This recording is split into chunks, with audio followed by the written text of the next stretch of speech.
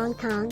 Hong Kong's leader Monday said that the city would lift flight bans on countries including Britain and the US, as well as reduce quarantine time for travelers arriving in the city as coronavirus infections in its latest outbreak plateaus.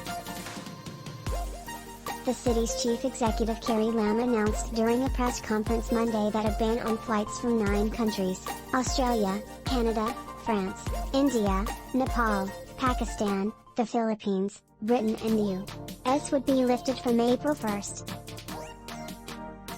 A flight ban on most these countries has been in place since January, as authorities sought to stem the outbreak of the highly transmissible Omicron variant in Hong Kong. Travelers entering the city can also quarantine for as little as 7 days in quarantine hotels, down from 14 days, if they test negative for the virus on the 6th and 7th days of their quarantine. Such travelers must also be fully vaccinated and test negative for the coronavirus before entering the city.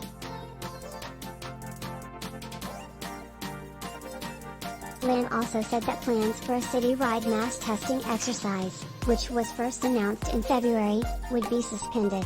The experts are of the opinion that it's not appropriate for us to devote finite resources to the universal mass testing, said Lam. The SAR government will continue to monitor the situation.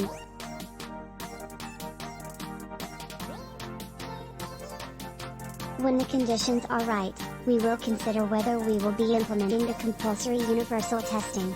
The changes announced Monday signal a shift in Hong Kong's handling of the coronavirus pandemic, as authorities sought to provide a direction for Hong Kong businesses and its residents say.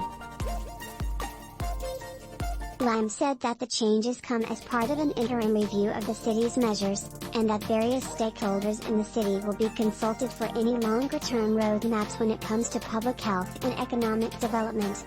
We have to listen more carefully to the experts, both locally and from.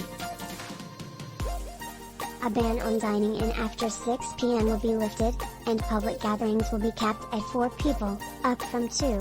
Other businesses that were ordered to shutter temporarily, such as gyms and massage parlors, will also be allowed to reopen. Hong Kong reported 145 infections on Sunday, the lowest in over 3 weeks.